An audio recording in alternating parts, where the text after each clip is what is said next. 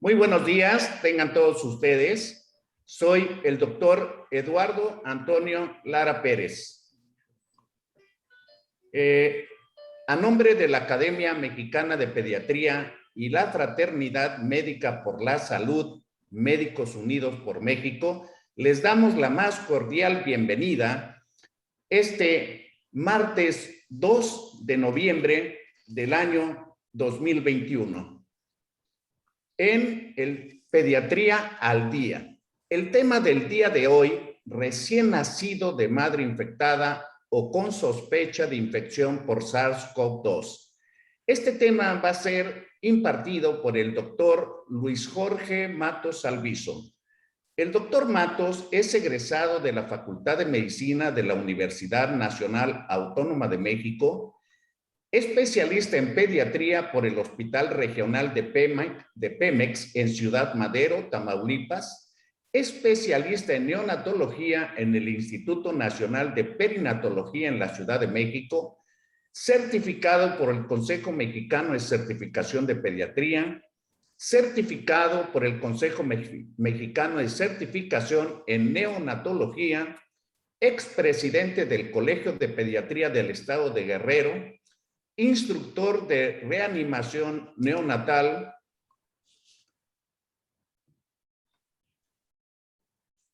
miembro del Comité de Proyección a la Comunidad de la CONAPM, miembro del Consejo Mexicano de Certificación en Pediatría, autor de publicaciones médicas y artículos de libros médicos, jefe de pediatría en el Hospital General del Iste en Acapulco, Guerrero, y recientemente aceptado para ingresar a la Academia Mexicana de Pediatría. Es un gusto para mí recibir al doctor Matos. Adelante, doctor. Les pido a todos, por favor, apaguen su audio para que no se vicie el sonido. Muchas gracias. Adelante, doctor. Encienda su audio, doctor.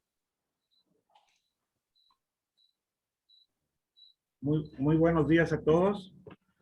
Es para mí un gusto y un honor estar con todos ustedes esta mañana del día 2 de noviembre.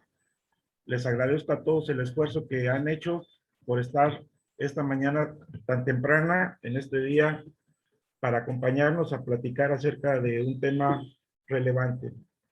Antes de iniciar, quiero agradecerle al doctor Antonio Lara Pérez, al doctor Ulises Reyes Gómez, y a Médicos Unidos por México por darme esta segunda oportunidad de estar nuevamente platicando en este año con ustedes. Vamos a iniciar.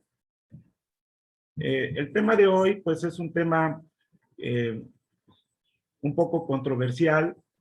Es un tema que a todos nos interesa por el grado y relevancia que actualmente está teniendo. Y pues para nosotros es muy importante tener algunos conceptos que todavía aún están por definirse.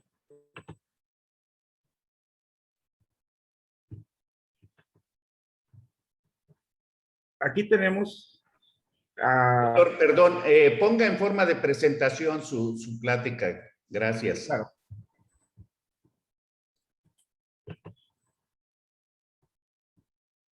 Bueno, permítame. Ya está, ¿verdad?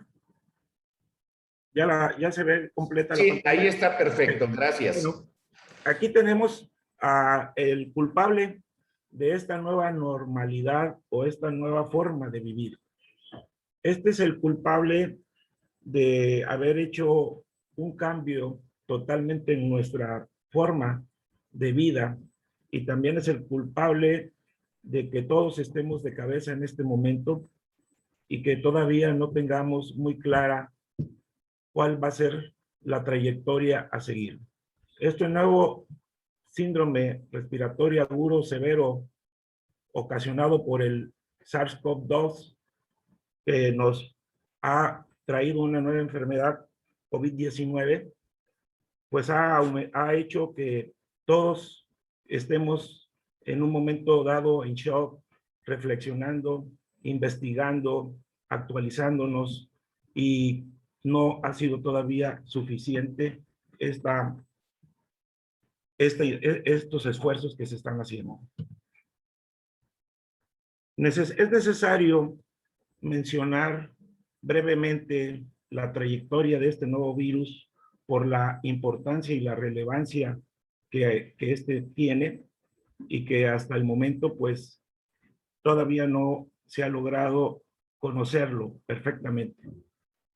Toda esta historia, como todos ustedes saben, inicia en el mes de noviembre del año 2019, año en que lleva por nombre COVID-19, por haberse presentado los primeros casos de síndrome de respiración aguda severa atípica, muy parecido al SARS-CoV-1. Sin embargo, este manifestaba formas mucho más agresivas y diferentes a los cuadros tradicionales que se conocían.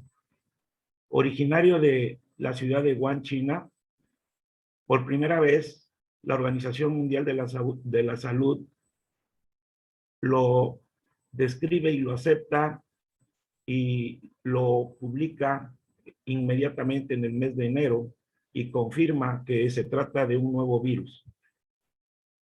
La Organización Mundial de la Salud, viendo que este nuevo virus se nos había salido de control y que rápidamente se estaba diseminando por el mundo y había rebasado ya las fronteras chinas, declara en forma inminente una pandemia a nivel mundial. El 11 de marzo se declara la pandemia, cuando tenemos que recordar que el primer caso lo tuvimos el 28 de febrero del 2020 en nuestra patria, México. Y como antecedente anecdótico, el primer caso presentado en niños se describe en el mismo enero del 2020, a solo un mes y medio de haber descrito los primeros casos en China, en noviembre del 2019, 2 meses después, se confirma que también hay niños que están infectándose. Y específicamente para los neonatos, se describe en la literatura mundial el primer caso el 5 de febrero del 2020. Este es uno de los escritos primeros, quizás, en nuestro país.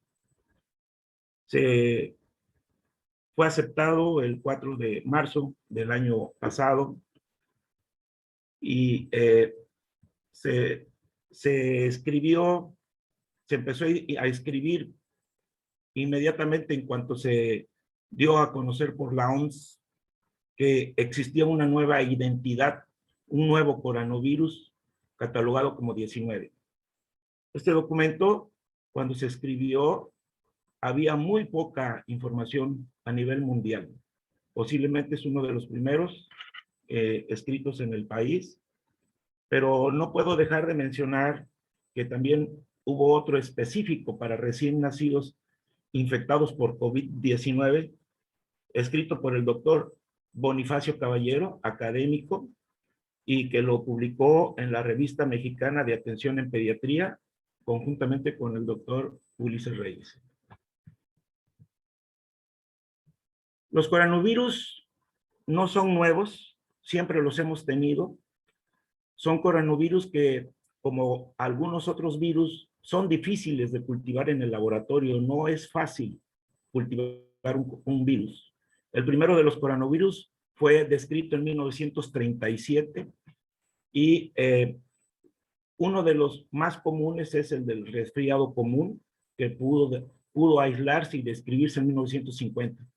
Sin embargo, existen otros coronavirus que se han adaptado a nuestra vida cotidiana y que ya son parte de la flora bacteriana y viral de nuestro estado humano.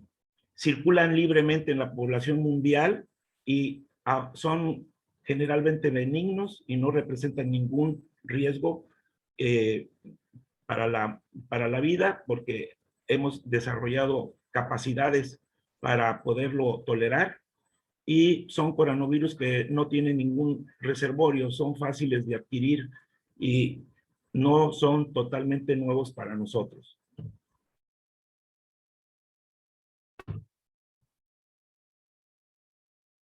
Aquí les presento una gráfica de una familia de 46 coronavirus, en los cuales se deriva viene el nuevo coronavirus, proviene de la rama Coronaviridae, y en la cual posteriormente esa rama se divide en alfa, beta, gamma y delta, y en una de ellas se encuentra el nuevo coronavirus.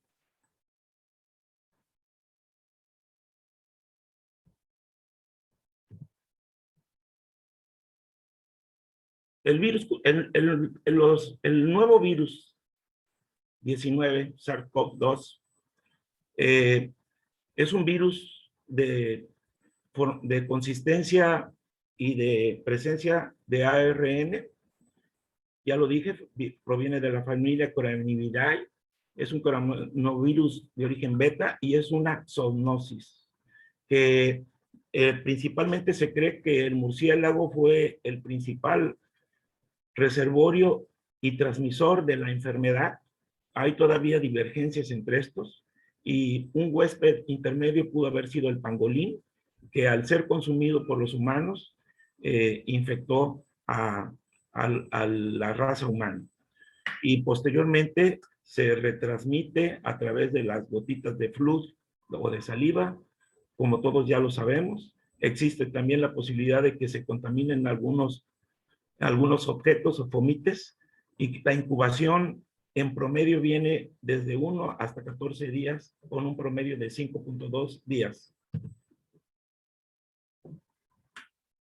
Aquí vemos cómo el coronavirus es una zoonosis que principalmente su reservorio principal son los mamíferos, los cuales son mordidos o contaminados por el murciélago o el pangolín, y a su vez se transmite a otros animales mamíferos y que posteriormente fueron consumidos por el hombre, y finalmente el virus pudo replicarse del hombre y poderse contaminar en la raza humana.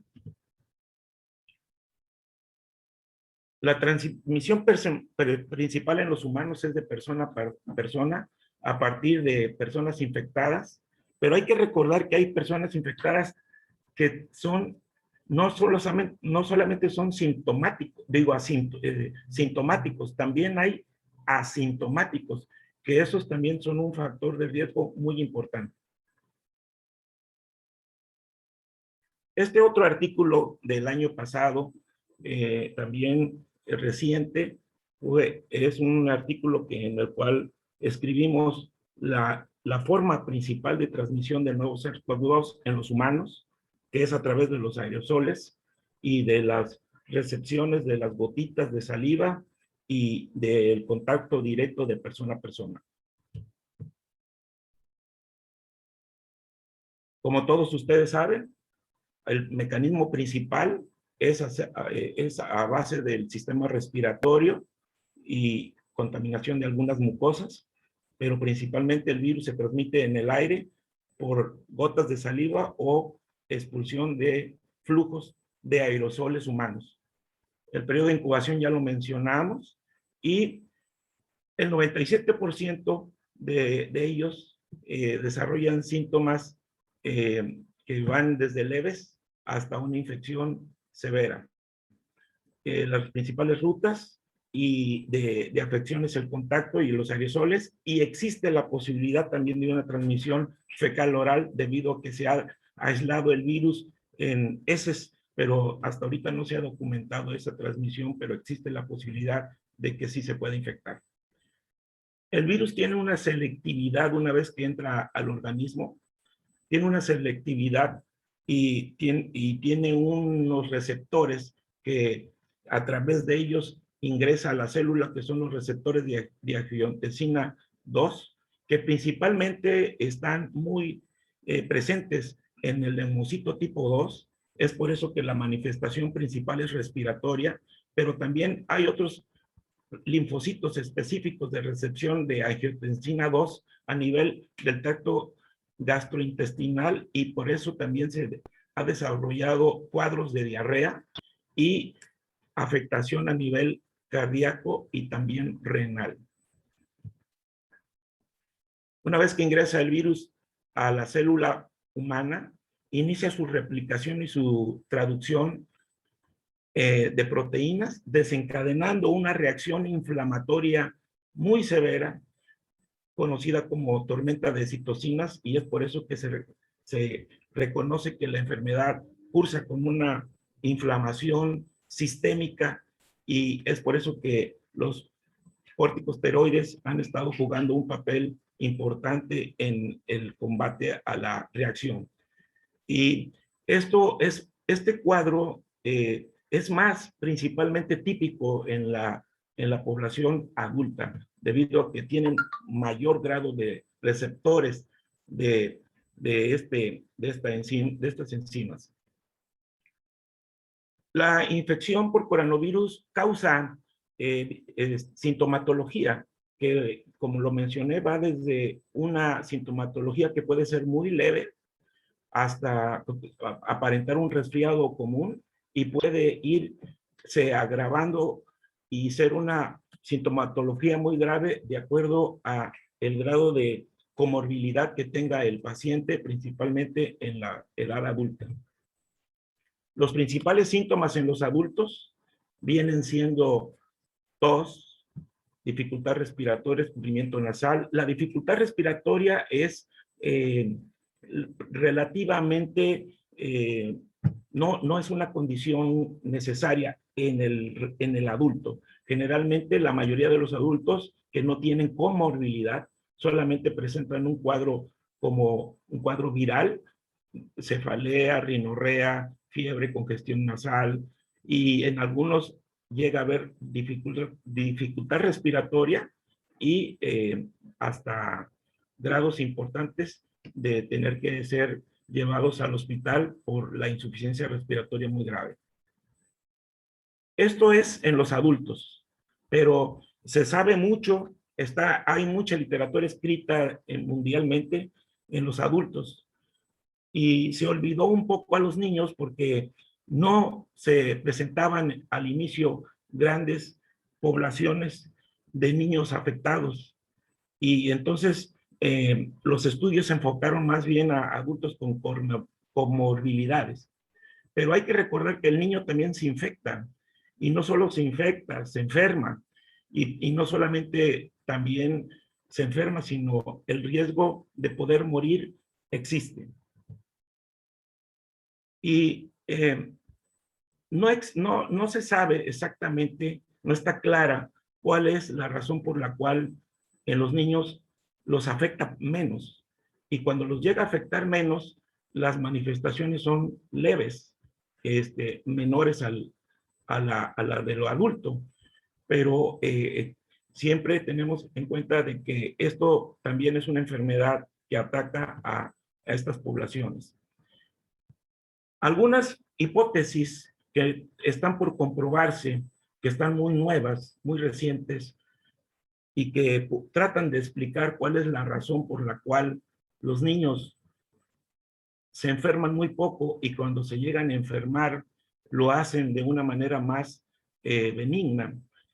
Las hipótesis van desde una primera hipótesis que dice que posiblemente el sistema inmunológico del niño, por estar inmaduro y pues relativamente muy nuevo, cuenta con un mayor número de células que lo protegen. Posiblemente no solo al niño, sino protegen la especie humana. Entonces es innato esta protección inmunológica, y entonces eso podría ser un factor. Otro factor es la producción de citocinas, que no están, la producción de citocinas no es una producción tan tan importante en el niño porque los receptores todavía no están muy maduros y además son muy escasos y no tiene comorbilidad. Entonces, esa podría ser una de las mayores explicaciones de por qué la tormenta citocínica es menor en el niño. Y pues como lo mencioné, la presencia de comorbilidades como cardiopatías, hipertensión, etcétera, diabetes, es menor en los niños. La población pediátrica también está muy expuesta a otros coronavirus que lo vimos al inicio de la charla, principalmente niños que acuden a guarderías o que conviven con otros niños. Esto es posible que haya generado una resistencia o inmunidad cruzada que le permite tolerar mejor los anticuerpos y, perdón, mejor le permite mejor tolerar la enfermedad y desarrollar anticuerpos para coronavirus específicos. Como había mencionado, la mayor colonización de este virus es a nivel del tracto digestivo y también esta colonización de estos virus puede producir que exista una protección cruzada. Se presume también, como lo mencioné, que tienen menor cantidad de receptores AC2 y la menor comorbilidad, que también es para los adultos, el daño pulmonar previo a antes de la infección, ya sea por contaminación ambiental o por humo de cigarrillo. Pero vamos a iniciar la plática con la posibilidad de que los recién nacidos, la población recién nacida, también se infecta y también tiene los mismos riesgos de enfermedad y de morir. Los recién nacidos se pueden infectar. ¿En qué momento?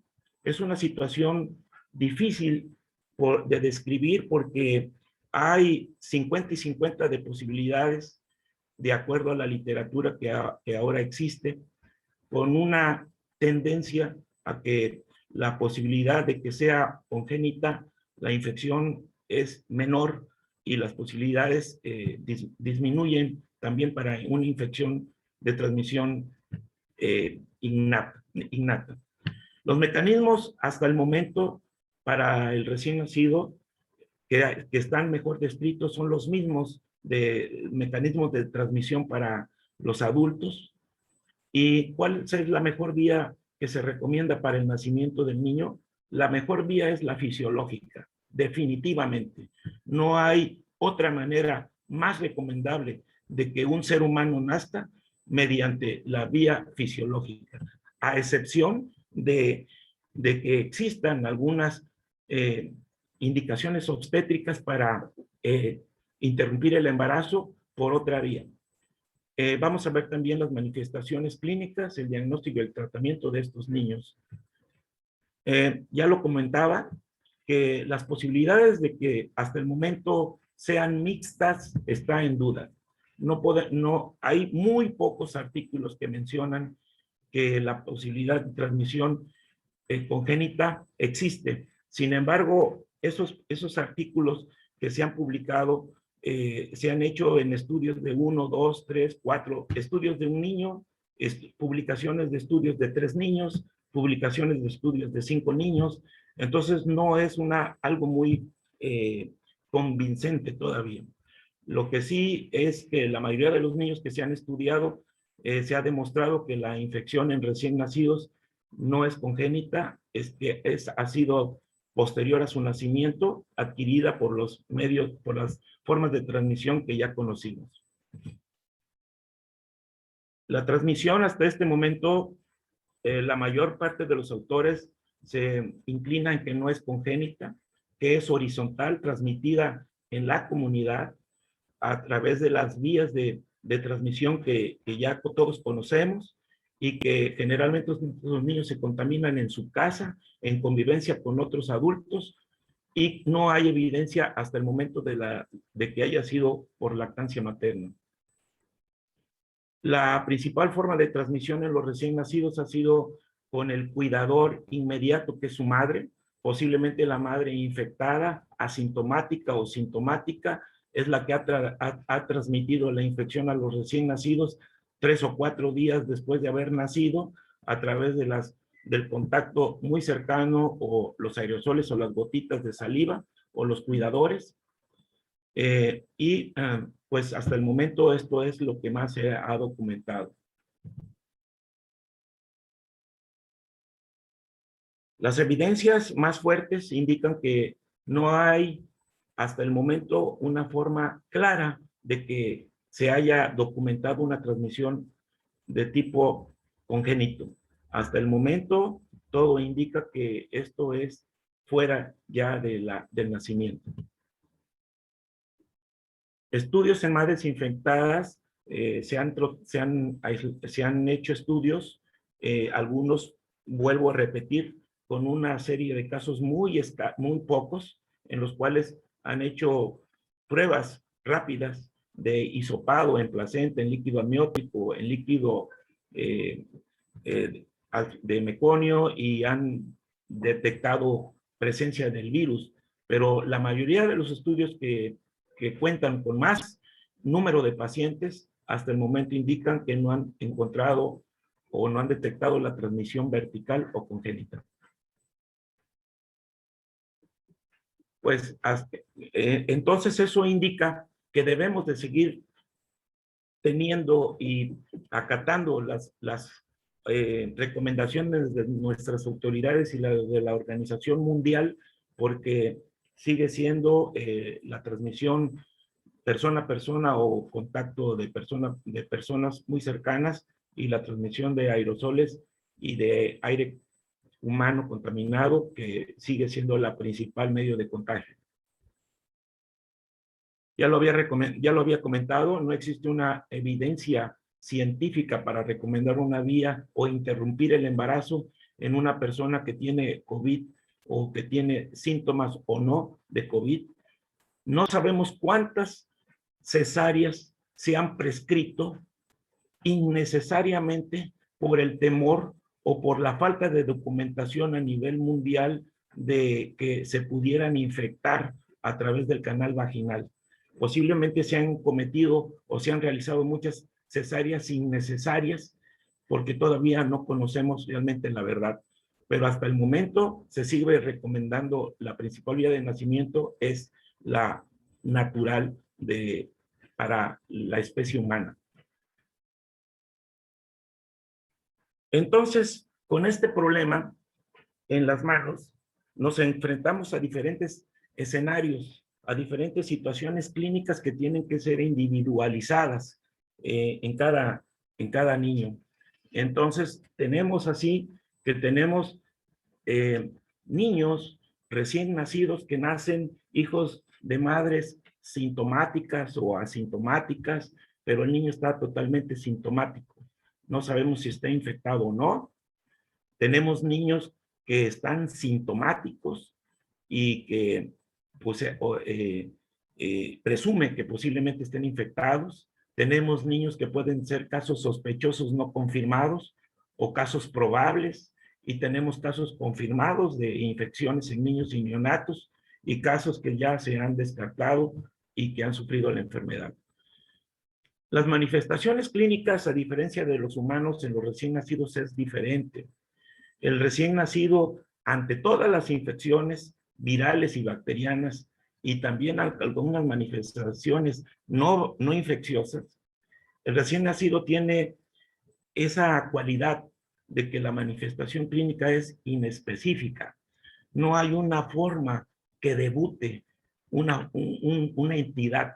Entonces es difícil de diagnosticar a un recién nacido, porque puede estar asintomático y hipoglicémico, o puede tener una cardiopatía muy severa y estar asintomático, pero también puede tener alguna infección y no manifestarla en forma inmediata, y si la llega a manifestar, los síntomas son vagos o generalizados, no específicos. Entonces, las manifestaciones son inespecíficas, pero hablando principalmente de esta patología nueva para nosotros, la principal es manifestaciones clínicas que se han observado en los recién nacidos, hasta el momento, las principales son una fiebre que no es muy alta, pero que sí existe la presencia de ella y que podría confundir en un momento dado con una fiebre originada por sed o una fiebre originada simplemente porque el niño está sobreabrigado,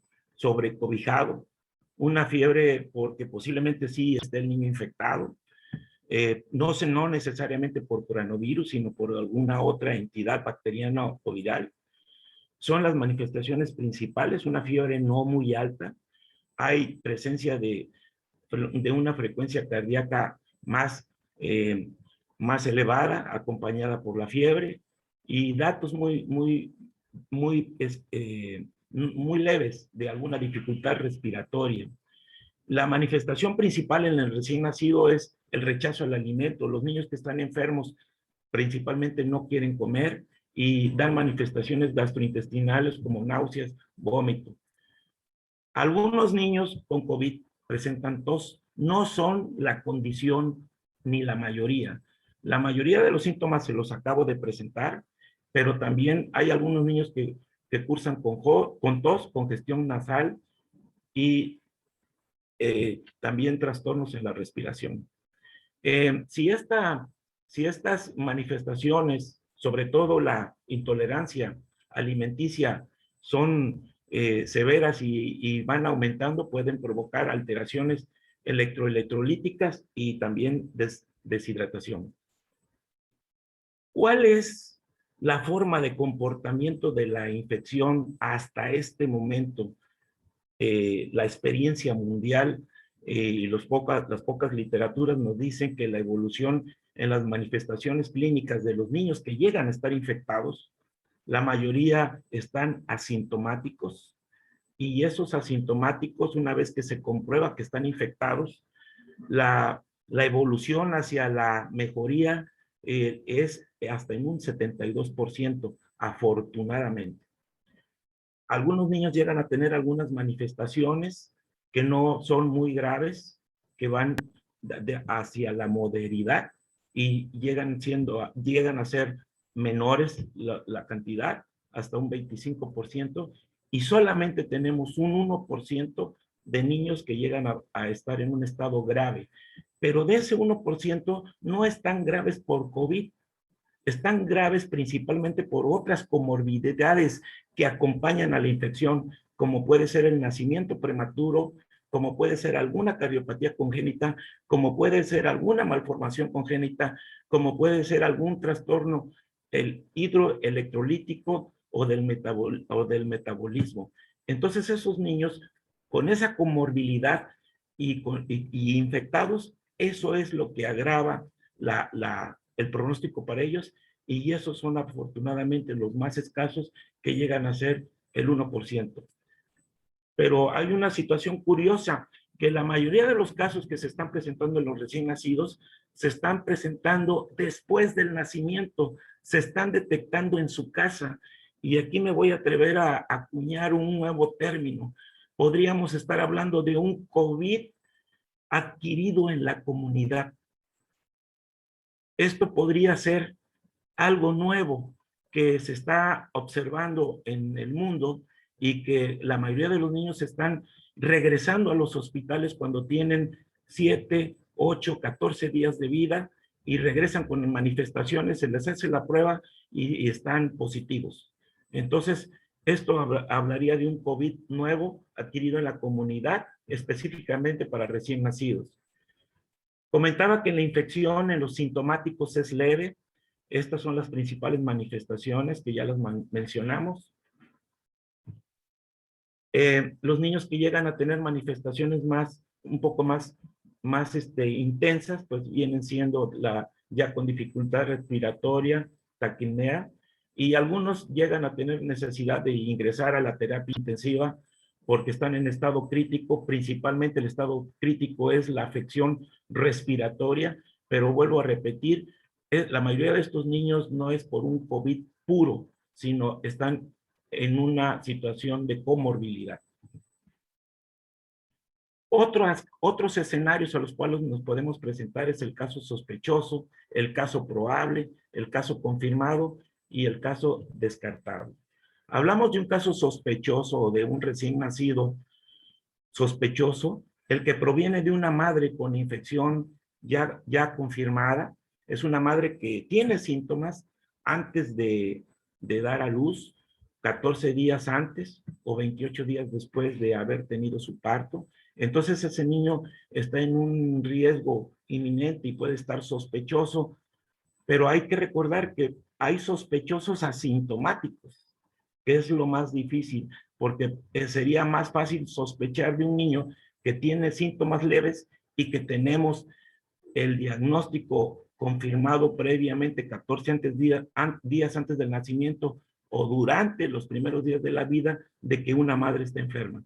Entonces, estos casos se consideran como sospechosos al recién nacido de una madre que está confirmada. Un caso probable es aquel niño que está sintomático con una reacción en cadena de la polimerasa que no concluye o que está negativa, pero el niño está sintomático, o que tiene una prueba rápida positiva o la puede tener no positiva por la falta de confiabilidad de la prueba, pero el niño es sintomático. Entonces, estaríamos hablando de un recién nacido sospechoso. El caso confirmado, pues, es el que ya concuerda los síntomas o no síntomas con una prueba positiva. Y puede o no tener manifestaciones respiratorias. Las pruebas para estudiar a los recién nacidos no son diferentes a las de los las pruebas, la ampliación del ácido nucleico con la técnica de la PCR de transcriptasa reversa, que esa es la prueba que se está practicando principalmente en la mayor parte del mundo. Es difícil aislar el virus desde el punto de vista laboratorial, cultivarlo, y es muy caro y es más tardado, pero es necesario conocer que existen estas pruebas. Pero la prueba principal, el estándar de oro hasta el momento sigue siendo la PCR con transcriptasa reversa y aplicada la ampliación del ácido nucleico. Esta prueba sigue siendo el estándar de oro para confirmar o descartar el diagnóstico. Estas pruebas se toman directamente del tracto respiratorio, de secreciones del tracto respiratorio superior, mediante un hisopado naso y orofaringio, y también se puede tomar directamente de las vías respiratorias bajas, de secreciones en esputo, aspirado traqueal y de aspirado bronquial. En neonatos se recomienda practicar las pruebas de hisopado porque es menos agresiva, es más práctica, pero con esta técnica de PCR. Se realiza en todo recién nacido de madre sospechosa o que ha sido confirmada, aunque el niño esté asintomático. El momento oportuno de la prueba no está todavía muy claro, ya que si se toma tempranamente, podría existir la posibilidad de contaminación de secreciones del niño con flujos o flujos vaginales de la mamá o prácticamente contaminación de la muestra por personal médico. Entonces, el momento oportuno no se ha descrito, se recomienda no hacerlo en forma inmediata, pero sí dentro de las primeras 24 horas de la vida. Y tomar una nueva muestra a las 48 horas, independientemente del resultado sea positivo o sea negativo. La sensibilidad de las muestras. La sensibilidad de la prueba depende del sitio donde se haya tomado la muestra. Generalmente tienen una alta sensibilidad y especificidad la muestra en muestras que se han tomado del tracto respiratorio bajo, de lavado bronquial directamente, de aspiraciones bronquiales, y disminuye un poco la sensibilidad en el hisopado nasal, porque puede existir contaminación con otros fluidos que no son directamente del niño y pudieran confundirnos con falsos positivos o falsos negativos. Todo niño que viene sospechado o que tiene alguna sintomatología, también se tienen que descartar otros problemas infecciosos. No hay que recordar que no todo es coronavirus. También existen otras patologías que son más frecuentes que el coronavirus y que existen, y entonces el niño puede estar infectado por otro virus. No todo hay que verlo con ojos de coronavirus. Entonces, cualquier niño que esté infectado sospechoso, hay que hacerle una gama de estudios para descartar alguna otra patología. Escenarios como recién nacido hijo de madre con sospecha, recién nacidos asintomáticos, recién nacidos sintomáticos y recién nacidos con pruebas confirmadas, requieren de manejos específicos, pero la mayor parte de ellos eh, refieren que no es necesario dejar de convivir al niño con su madre. Los niños, la mayoría de los niños que nacen con sospecha o confirmación de una infección de una madre, el niño puede estar en contacto con su madre. Se recomienda que el pinzamiento sea el que normalmente se practica cuando la madre no está en condiciones de gravedad o el niño no está en condiciones de gravedad. Se debe de llevar el nacimiento con las medidas recomendadas. No hay ninguna prisa, pero sí debe de estarse con el equipo de protección personal, sobre todo en niños que tienen alguna sospecha de madres que vienen provenientes infectadas o con alguna sintomatología. La madre debe de estar siempre todo el tiempo con una mascarilla para proteger al personal médico y para proteger a su hijo. Los médicos deben de tener un equipo de protección personal ante los recién nacidos que provienen de madres infectadas o con sospecha. Debe de haber un quirófano exclusivo para estas madres y la convivencia del niño puede ser inmediata. No hay por qué limitar. La madre siempre debe de estar con equipo de protección, lavado de manos, proteger al niño. Y si es un niño que tiene una sospecha alta y que está confirmada su infección, pues entonces se tendría que aislar en una burbuja, en una incubadora, pero podría, si el niño y la madre están en condiciones clínicas, puede el niño ser alimentado por su madre directamente sin ningún problema. Y seguir toda su estancia en el alojamiento conjunto siempre y cuando las condiciones generales así lo permitan. Solamente si el niño está en muy malas condiciones, que haya tenido necesidad de ser reanimado en forma de acuerdo a las recomendaciones de la Academia Americana de Pediatría de Reanimación Neonatal avanzada. Este niño debe de tener todas las medidas de protección y de aislamiento y ser trasladado a los medios que va a utilizar, ya sea una terapia intensiva neonatal o de cuidados intermedios, en una burbuja o en una incubadora de traslado. Comentaba que la mayoría de los niños llegan al hospital, regresan provenientes de su domicilio, un COVID adquirido en la comunidad, y pues esos niños que llegan ya de la comunidad con sintomatología definitivamente tienen que estar aislados, pero no se puede privar de que esté con su madre o que su madre lo alimente siempre y cuando esté el niño en condiciones de poder hacerlo. El tratamiento.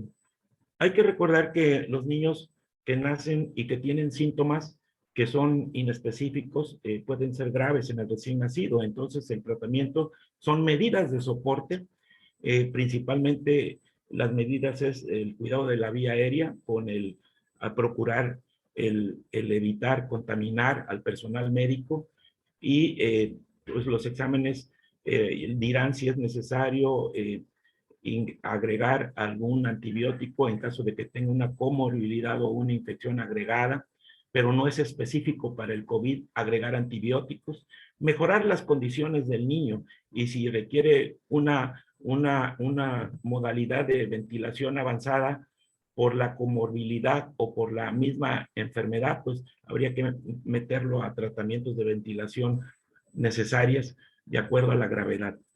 El tratamiento que se ha realizado realmente para niños con COVID infectados ha sido empírico, ha sido de ensayo y error, pero hasta el momento no se ha demostrado que exista un tratamiento claro, definido para el tratamiento sintomático, para el tratamiento de niños con COVID. Esta es una lista de todo lo que en un principio se creyó que había sido posiblemente útil, y ya saben todos ustedes que en medicina las grandes verdades de hoy son las grandes mentiras de mañana. Y esta es una de las enfermedades que nos ha hecho que los escenarios estén cambiando cada mes prácticamente, se desmiente o se confirma, pero más que otra cosa, se desmiente lo que habíamos apostado que era una verdad.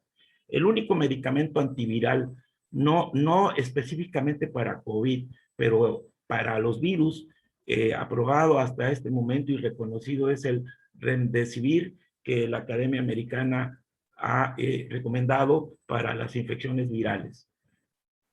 Entonces, el SARS-CoV-2, ya sabemos que existen vacunas para adultos y ahora, gracias a los esfuerzos de toda la investigación mundial, ya existen vacunas también se están aplicando vacunas para la población de 12 a 17 años de edad, pero ¿y los recién nacidos? ¿Qué pasa con ellos? ¿Se podrán vacunar? ¿Habrá una vacuna para los recién nacidos? ¿La habrá próximamente? Yo creo que sí, porque no voy a abundar mucho en este tema porque está en la línea el doctor Horacio Reyes, todo un experto en lactancia materna, y sería un atrevimiento de mi parte ir más allá de mis conocimientos propios. Pero les quiero decir que al doctor Horacio y a toda la asistencia que soy un fanático y un defensor de la lactancia materna porque hemos descubierto el hilo negro muy tarde. Hemos regresado a nuestros orígenes. Hemos descubierto que los dinosaurios se extinguieron y que el ser humano sobrevivió gracias a esta vacuna que tenemos aquí enfrente. Esta vacuna es la única que no está en la cartilla de vacunación y debería de existir, porque es una vacuna políglota, es una vacuna universal. Y lo que sí hemos estado descubriendo cada vez y que nos ha hecho quedar mal a todos los científicos es que hemos despreciado la lactancia materna cuando las bondades son más que los riesgos. He escuchado opiniones de médicos en los congresos recientemente pasados, de pediatras, que han dicho que prefieren suspender la lactancia materna en madres que tienen COVID hasta no demostrar lo contrario. Yo la verdad no comparto esa opinión porque existen muchos estudios de otras enfermedades en las cuales nos desmienten y nos desmienten y nos desmienten que la lactancia materna sigue siendo la primera vacuna y posiblemente esta sea la única que tenemos en este momento para proteger a los recién nacidos. No existe evidencia hasta el momento que diga lo contrario. Entonces debemos de garantizar la lactancia materna. Quiero concluir diciendo que los recién nacidos se enferman, que no desconocemos las estadísticas hasta este momento claras para poder decir cuánto es lo que se enferman. Es muy escasa la evidencia. Los estudios actuales son mixtos y nos confunden y hacen que entonces cada médico emplee su propio criterio y posiblemente estamos empleando un criterio erróneo, pero la naturaleza no se equivoca. Entonces tenemos que atender el sentido común. Las manifestaciones en los recién nacidos son inespecíficas, los cuadros van desde leves, moderados y graves, pero van acompañados de comorbilidad y no existe hasta la fecha un tratamiento específico. Entonces, señores, ¿quién en el mundo, incluyendo al que está en esta pantalla, es experto y es autoridad en COVID pediátrico y neonatal? Hoy en día existe la evidencia científica no suficiente para todavía ser expertos. Pero sí les quiero decir que el ser humano está naciendo en medio de otras pandemias. No todo es COVID. También hay Zika, también hay VIH, también hay sífilis. Y también son enfermedades de transmisión congénita. Y todo lo vemos con ojos de coronavirus. Hablando del coronavirus, el ser humano está naciendo dentro de una pandemia de coronavirus. Y están haciendo, y ahí están los niños. Ahí están, son millones.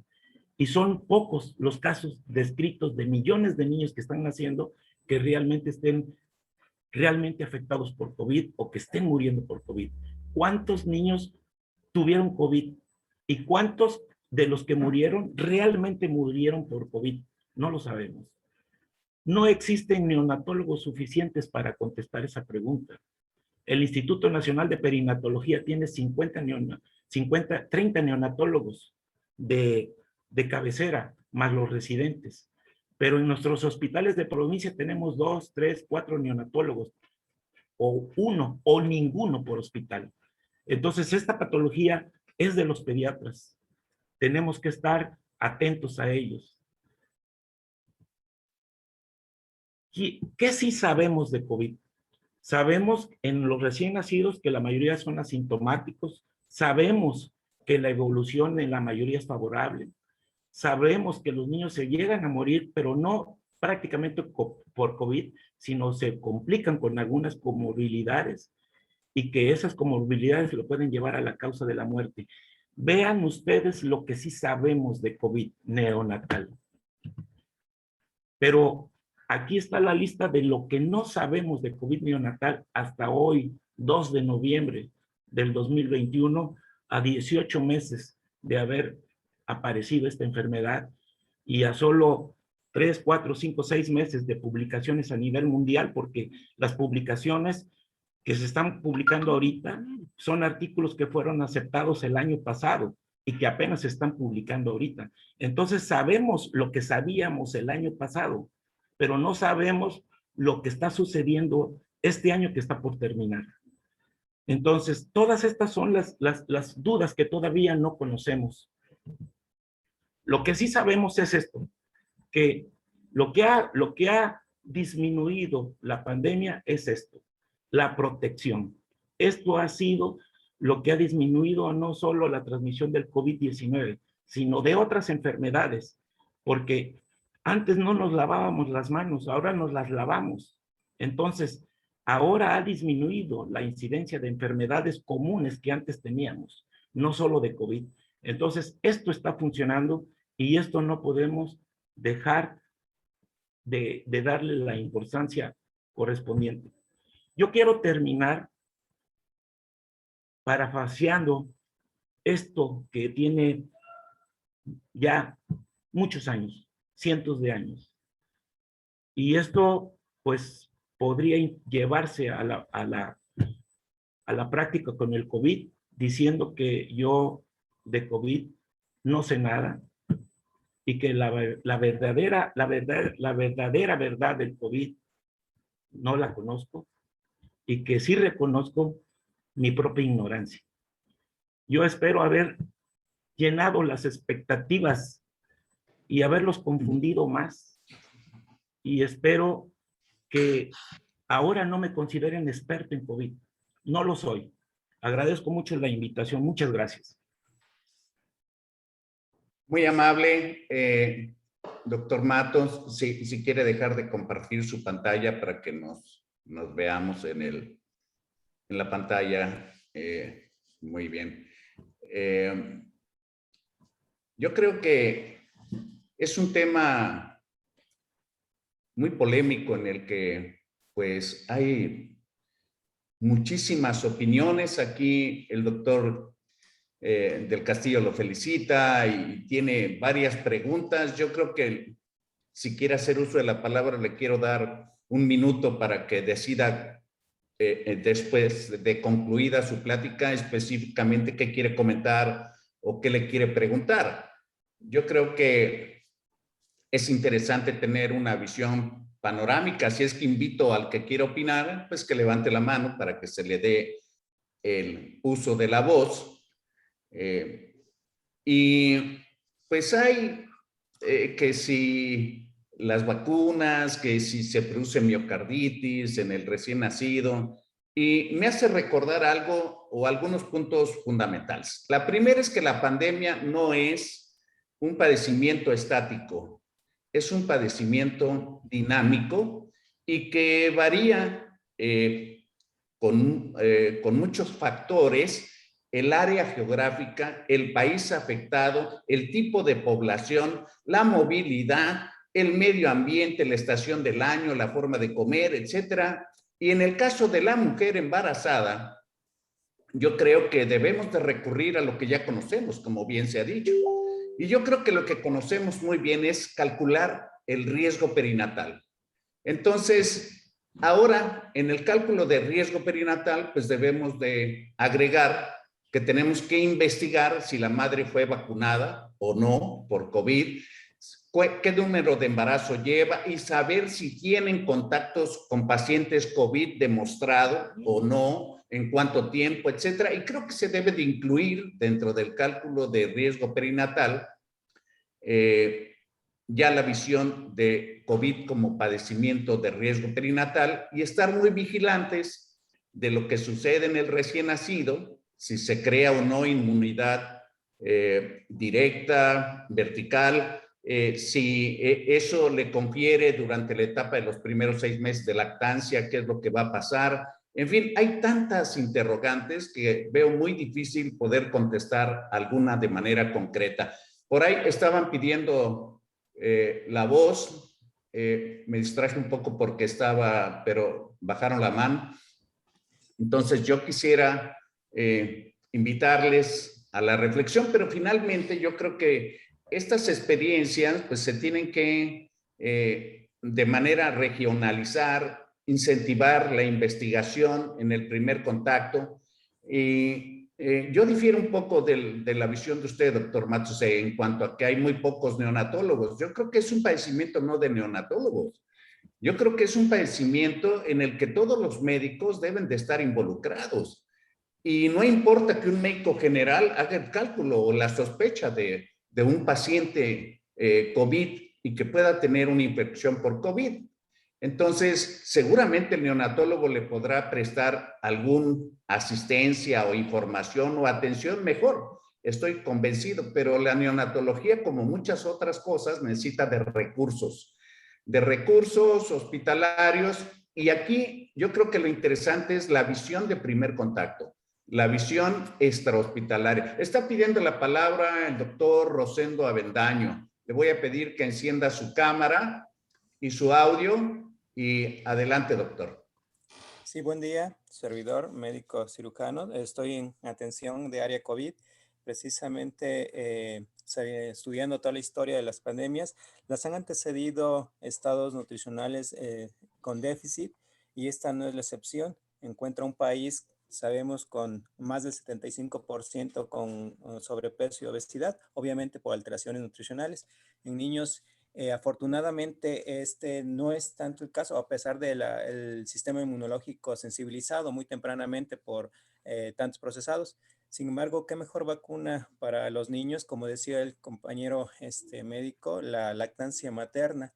Hemos visto cómo los niños precisamente no tienen tanto impacto Y considero que precisamente continuar con esta alimentación lo más natural posible, baja en procesados, en algunos lácteos de vaca, sí, porque hemos visto con los niños en nuestra experiencia cómo les ha afectado, puede ayudar a que ellos resistan esta pandemia para que precisamente podamos ayudarlos. Es cuanto. Gracias.